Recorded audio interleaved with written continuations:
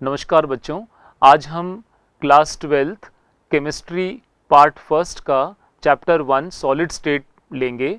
इसके 3 भागों में अब तक हम पढ़ चुके हैं properties of solid, types of solid, crystal lattice और unit cell, types of unit cell के पैरामीटर्स, उसके बाद number of atoms per unit cell, packing in 1 dimension, 2 dimension, 3 dimension, voids के बारे में। उसके बाद हमने एफिशिएंसी ऑफ पैकिंग और क्रिस्टल डिफेक्ट पढ़े। आज की क्लास में हम पढ़ेंगे इलेक्ट्रिक और magnetic effects of the solid. विद्युतीय गुण। ठोस के विद्युत चालकता में अद्भुत विविधता पाई जाती है। विद्युत चालकता की यह विविधता 27 कोटियों में फैला होता है, जिसका परिमाणों का परास 10⁻⁻20 ओम इनवर्स मीटर इनवर्स से लेकर 10⁻7 ओम इनवर्स मीटर इनवर्स तक होता है। इस चालकता की विविधता में गुण के आधार पर ठोस को 3 भागों में वर्गीकृत किया जा सकता है। ये 3 भाग होते हैं कंडक्टर्स, इंसुलेटर और सेमीकंडक्टर्स। पहला देखते हैं चालक, कंडक्टर्स। वैसे ठोस जिनकी चालकता का परास 10⁻4 से 10⁻7 ओम इनवर्स मीटर इनवर्स के मध्य हो, वे चालक कहलाते हैं। धातुओं की चालकता उच्चतम होती है और ये 10⁻7 ओम इनवर्स मीटर इनवर्स है। विद्युत रोधी इंसुलेटर्स।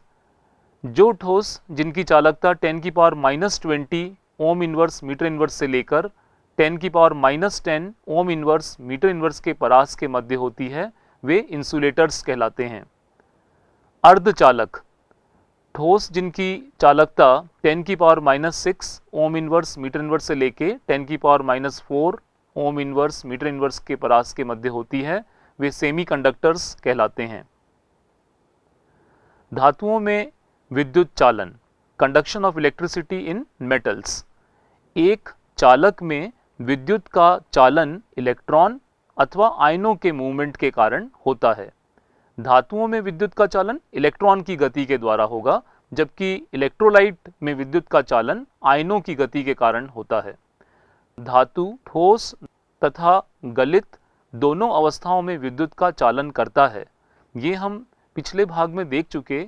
आयनिक ठोसों के अंदर ठोस अवस्था में चालकता नहीं होती, क्योंकि आयनों के बीच विद्युत आकर्षण बल प्रबल होता है, इसलिए आयन चालकता के लिए मुक्त नहीं है। वे केवल गलित अवस्था या जल में घुलने पे ही चालकता दिखाते हैं, जबकि धातु में गलित और ठोस दोनों ही अवस्थाओं में चालकता है। धातु में विद्युत का चालन प्रति परमाणु संयोजी इलेक्ट्रॉन पर निर्भर करता है। संयोजी इलेक्ट्रॉन मतलब बाह्यतम कोश का इलेक्ट्रॉन की संख्या अगर अधिक होगी तो चालकता अधिक होगी। जैसे देखिए, सोडियम के अंदर आउटरमोस्ट शेल में केवल 1 इलेक्ट्रॉन होता है, तो वो अपने मेटल के लेटिस में केवल 1 इलेक्ट्रॉन देगा, जबकि मैग्नीशियम के आउटरमोस्ट में 2 इलेक्ट्रॉन होते हैं। 282 ये उसका विन्यास है, तो आउटरमोस्ट 2 इलेक्ट्रॉन वो लेटिस में देगा। तो जितने अधिक संयोजकता कोश के इलेक्ट्रॉन होंगे, उतनी अधिक चालकता होती है। तो धातु के परमाणु कक्षाएं मिलकर आणविक कक्षाएं बनाती हैं। ये हम कक्षा 11 में भी पढ़ चुके। मॉलिक्यूलर ऑर्बिटल्स के बारे में। एटॉमिक ऑर्बिटल्स जब ओवरलैप करते हैं तो 2 तरह के मॉलिक्यूलर ऑर्बिटल्स बनते हैं। एक होता है कम एनर्जी वाला बॉन्डिंग मॉलिक्यूलर ऑर्बिटल और एक होता है हायर एनर्जी वाला एंटी बॉन्डिंग मॉलिक्यूलर ऑर्बिटल। इन कक्षाओं की ऊर्जा इतनी आसपास होती है कि ये एक बैंड बना लेते हैं। जब हम एक ऑर्बिटल को मिलाते हैं तो 2 मॉलिक्यूलर ऑर्बिटल्स, एक लोअर का एक हायर का बनेगा। लेकिन जब बहुत सारे मेटल के एटम्स होंगे, बहुत सारे एटॉमिक ऑर्बिटल्स को मिलाकर मॉलिक्यूलर ऑर्बिटल बन रहे होंगे, तो वो इतने पास पास बनेंगे कि आप इस फिगर में देखें, ऐसी बैंड जैसी सिचुएशन दिखती है हमें, है ना। इस तरह का बैंड पास पास एनर्जी ऑर्बिटल्स होने से एक बैंड बन जाता है ना। यदि बैंड आंशिक रूप से भरा हो अथवा यह एक उच्च ऊर्जा वाले रिक्त चालकता बैंड के साथ ओवरलैप करता है, तो विद्युत क्षेत्र में इलेक्ट्रॉन आसानी से प्रवाहित हो सकते हैं, जिसे धातु चालकता दर्शाती है। देखिए, ये यहाँ अर्धपूरित बैंड है ना, आधा भरा हुआ है। इलेक्ट्रॉन यहाँ मूव कर सकते हैं, या तो मेटल में इस तरह की सिचुएशन होगी जहां आंशिक रूप से पूरित बैंड हो, वैलेंस बैंड जो है आधा भरा हुआ, या फिर ये वैलेंस बैंड कंडक्शन बैंड के साथ ओवरलैपिंग सिचुएशन में हो जिससे कि इलेक्ट्रॉन यहाँ पर मूव कर सकें, है ना। इस तरह से अतिव्यापित बैंड हो, ये वैलेंस बैंड, ये कंडक्शन बैंड, और अतिव्यापित कंडीशन में इलेक्ट्रॉन का मूवमेंट संभव है। तो मेटल में इन दोनों तरह में से किसी भी तरह की सिचुएशन हो सकती है। इन दोनों के होने पे ये धातु में चालकता आती है। यदि भरे हुए संयोजी बैंड तथा आगामी उच्च रिक्त बैंड कंडक्शन बैंड के बीच दूरी अधिक होती है तो इलेक्ट्रॉन उसे लांघ नहीं सकते। इस स्थिति में पदार्थ की चालकता काफ़ी कम होगी तथा वह विद्युत रोधी इंसुलेटर की तरह व्यवहार करता है। यहाँ देखें इस फिगर में, ये वैलेंस बैंड है और ये कंडक्शन बैंड है। इनके बीच में जो निषिद्ध क्षेत्र है इसमें ऊर्जा का अंतर अधिक है। इस अंतर के अधिक होने से इलेक्ट्रॉन यहाँ से कंडक्शन बैंड में जंप नहीं कर सकता, इसलिए ये चालकता नहीं दिखाते। तो ये विद्युत रोधी हैं। अर्धचालकों में विद्युत चालन, conduction of electricity in semiconductors. अर्धचालकों में संयोजन बैंड एवं चालक बैंड के मध्य अंतराल कम होता है। इस फिगर में देखें, ये बहुत कम गैप है वैलेंस बैंड और कंडक्शन बैंड के बीच में, जिसके कारण कुछ इलेक्ट्रॉन इस कम अंतराल के कारण बैंड लांघ सकते हैं तथा अल्प चालकता दिखाते हैं। इस तरह से सेमीकंडक्टर्स में कम होती है चालकता, इलेक्ट्रॉन यहाँ से यहाँ जंप कर सकते हैं। ताप बढ़ाने के साथ अर्धचालकों में विद्युत चालकता बढ़ जाती है। जब हम तापमान बढ़ाते हैं ना, तो इलेक्ट्रॉन अधिक संख्या में चालक बैंड में जा सकते हैं। वैलेंस बैंड से कंडक्शन बैंड में इलेक्ट्रॉन जंप कर पाएंगे अगर हम टेम्परेचर बढ़ाते हैं तो। सिलिकॉन तथा जर्मेनियम जैसे पदार्थ इस प्रकार का व्यवहार दिखलाते हैं तथा इन्हें आंतर अर्धचालक इंट्रिंसिक सेमीकंडक्टर्स कहते हैं। सिलिकॉन तथा जर्मेनियम जैसे आंतर अर्धचालकों की विद्युत चालकता व्यवहारिक उपयोग के लिए बहुत ही कम होती है। इनकी चालकता कम है, हमारे लिए ये कम उपयोगी होते हैं। यदि हम इनकी थोड़ी चालकता बढ़ा दें तो ये आज क्रांति कर सकते हैं। बहुत सारी जगहों पे अर्धचालकों का उपयोग होता है। अतः इन अंतरचालकों की विद्युत चालकता बढ़ाने के लिए इनमें उचित अशुद्धि मिलाई जाती है। अशुद्धि के मिलाने को अपमिश्रण कहते हैं, डोपिंग। आंतरचालकों की विद्युत चालकता बढ़ाने के लिए उचित अशुद्धि मिलाने की विधि को अपमिश्रण, डोपिंग कहते हैं। अपमिश्रण उस अशुद्धि द्वारा किया जाता है जो आंतर अर्धचालक जैसे सिलिकॉन अथवा जर्मेनियम की तुलना में इलेक्ट्रॉन धनी या इलेक्ट्रॉन न्यून हो। ऐसी अशुद्धियों से इन ठोसों में इलेक्ट्रॉनीय दोष, इलेक्ट्रॉनिक डिफेक्ट्स उत्पन्न हो जाता है। यहाँ जो हमने फिगर दिखाया है इसमें सिलिकॉन का एक परमाणु चारों तरफ से बॉन्डेड है। हर सिलिकॉन के आउटरमोस्ट में 4 इलेक्ट्रॉन होते हैं। वो निकटवर्ती 4 सिलिकॉन के साथ सहसंयोजक बंध से बंधा हुआ है। ये विशुद्ध क्रिस्टल है, परफेक्ट क्रिस्टल, जिसमें किसी प्रकार का कोई डिफेक्ट नहीं। लेकिन अब हम डोपिंग करेंगे तो या तो इलेक्ट्रॉन रिच इम्प्योरिटी से या इलेक्ट्रॉन डेफिशिएंट इम्प्योरिटी से। पहले देखते हैं इलेक्ट्रॉन धनी अशुद्धियाँ, इलेक्ट्रॉन रिच इम्प्योरिटीज। सिलिकॉन और जर्मेनियम आवर्त सारणी के 14वें वर्ग में हैं, है ना। 14th ग्रुप में होने के कारण इनके आउटरमोस्ट में कितने इलेक्ट्रॉन हैं? 4 इलेक्ट्रॉन, सिलिकॉन में भी और जर्मेनियम में भी। और प्रत्येक में 4 संयोजक इलेक्ट्रॉन हैं। क्रिस्टलों में इनका प्रत्येक परमाणु अपने निकटस्थ परमाणुओं के साथ 4 सहसंयोजक बंध बनाता है। फिगर में दिख भी रहा है, ये देखिए, ये सिलिकॉन ऊपर वाले सिलिकॉन के साथ शेयरिंग से इलेक्ट्रॉन बॉन्ड बना रहा है, इधर लेफ्ट में बॉन्ड बना रहा है, इधर नीचे बॉन्ड बना रहा है, इधर राइट में बॉन्ड बना रहा है। हर सिलिकॉन 4 सहसंयोजक बंध बनाता है, उसके आउटरमोस्ट में 4 इलेक्ट्रॉन है और साझे के साथ 4 बंध बना लेता है। जब 15वें वर्ग के तत्व जैसे फास्फोरस अथवा आर्सेनिक, जिनमें 5 संयोजक इलेक्ट्रॉन होते हैं, को अपमिश्रित किया जाता है तो यह सिलिकॉन अथवा जर्मेनियम के क्रिस्टल में कुछ जालक स्थलों में आ जाते हैं। यहाँ देखें, ये सिलिकॉन या जर्मेनियम का क्रिस्टल था, लेकिन यहाँ इम्प्योरिटी के रूप में हमने ग्रुप 15 का आर्सेनिक डाल दिया है। आर्सेनिक में आउटर मोस्ट में कितने इलेक्ट्रॉन होते हैं? 5। 5 इलेक्ट्रॉन में से देखिए ये 4 इलेक्ट्रॉन एक तरफ इधर बॉन्ड बना रहा है, 1 2, इधर नीचे 3 और इधर 4, और ये एक एक्स्ट्रा इलेक्ट्रॉन रह गया। लेटिस में ये एक्स्ट्रा इलेक्ट्रॉन मोबाइल इलेक्ट्रॉन का काम, गतिशील इलेक्ट्रॉन है और इसी के कारण चालकता बढ़ती है। ये जो एक्स्ट्रा इलेक्ट्रॉन है 5वां, इसके लेटिस में फ्री घूमने से कंडक्टिविटी बढ़ती है।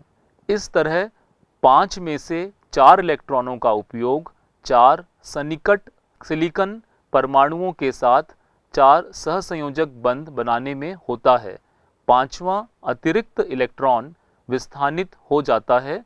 यह विस्थानित इलेक्ट्रॉन अपमिश्रित सिलिकॉन अथवा जर्मेनियम की चालकता में वृद्धि करते हैं। तो एक्स्ट्रा इलेक्ट्रॉन के आ जाने से वृद्धि हो रही है चालकता में। यहाँ चालकता की वृद्धि ऋण आवेशित इलेक्ट्रॉन के कारण होती है, क्योंकि इलेक्ट्रॉन्स पे कैसा चार्ज है? नेगेटिव चार्ज है, और उन इलेक्ट्रॉन के आने से ही चालकता बढ़ रही है यहाँ पे।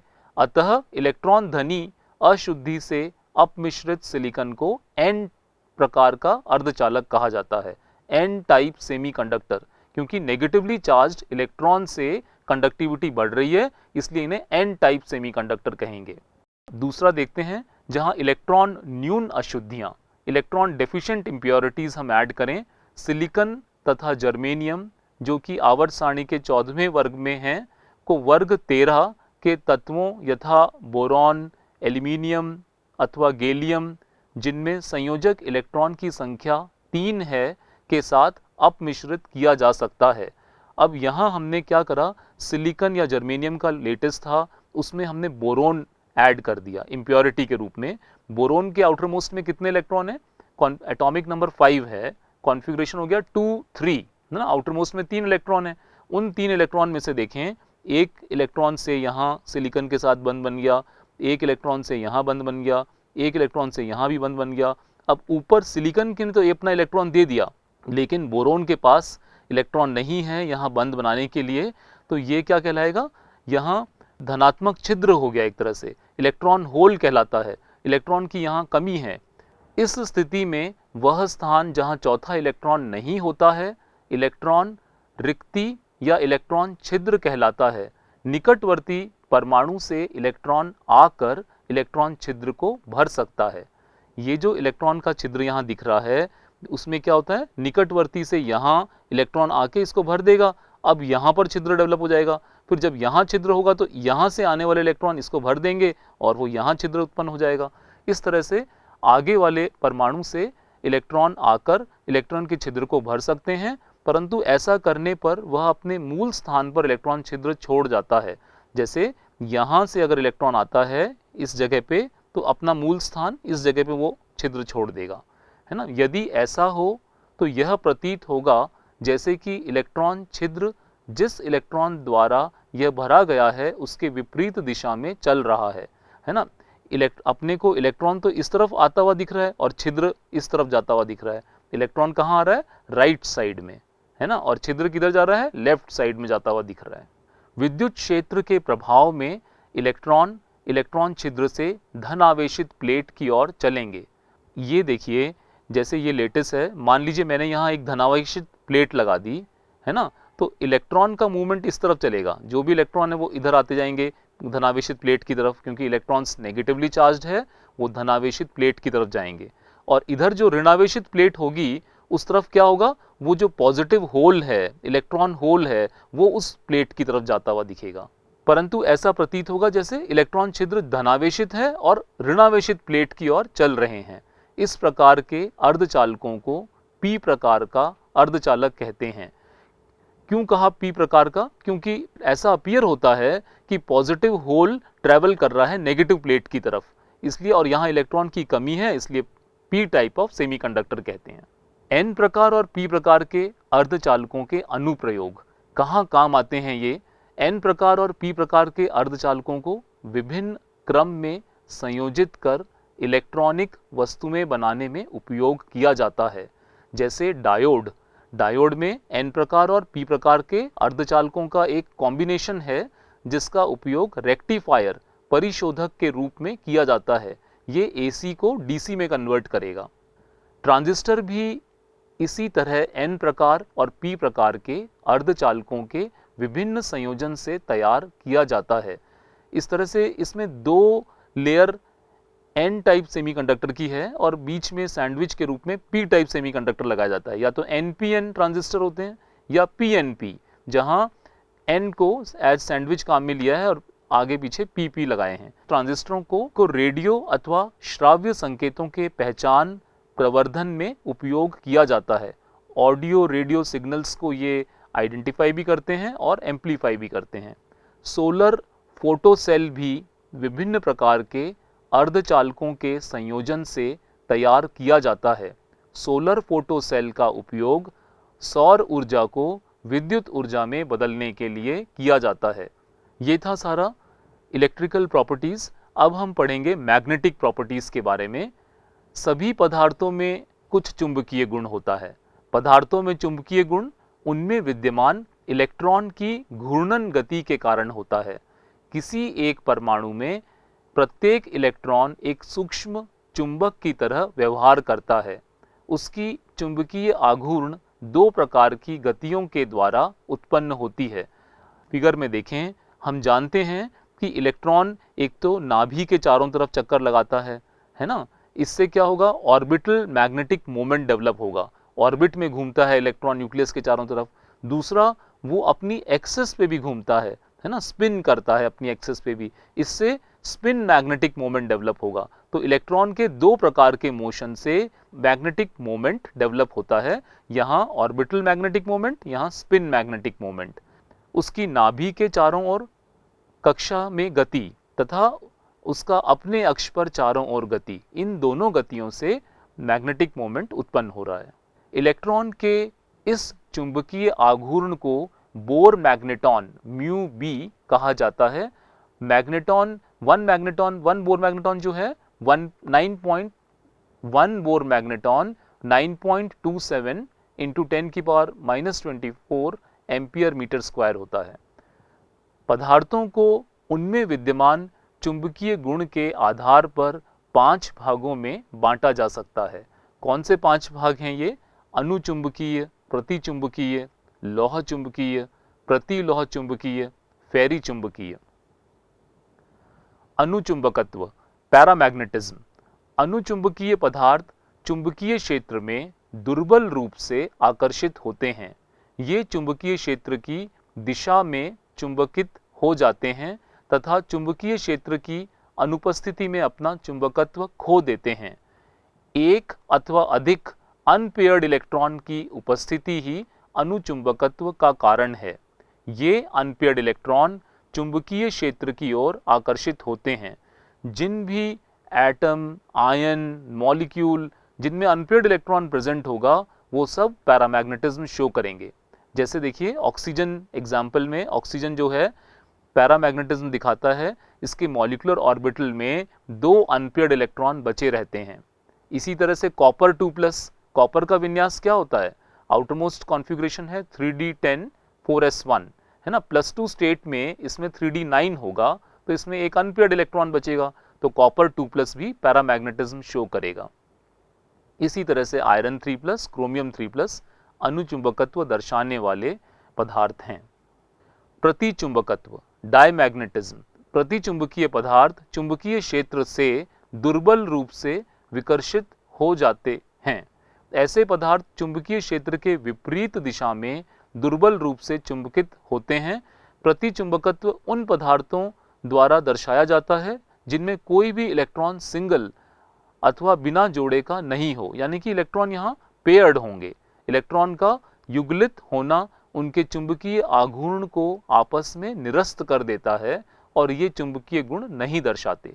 तो जिनमें पेयर्ड इलेक्ट्रॉन होंगे वो डायमैग्नेटिक होंगे, जिनमें अनपेयर्ड इलेक्ट्रॉन होंगे वो पैरामैग्नेटिक होंगे। तो यहाँ डायमैग्नेटिक के उदाहरण क्या हैं? H2O, NaCl, बेंजीन, ये सब डायमैग्नेटिज्म शो करेंगे। लौह चुंबकत्व, फेरोमैग्नेटिज्म। कुछ पदार्थ जैसे लोहा, कोबाल्ट, निकल, गैडोलीनियम, क्रोमियम डाइऑक्साइड बहुत प्रबलता से चुंबकीय क्षेत्र की ओर आकर्षित होते हैं।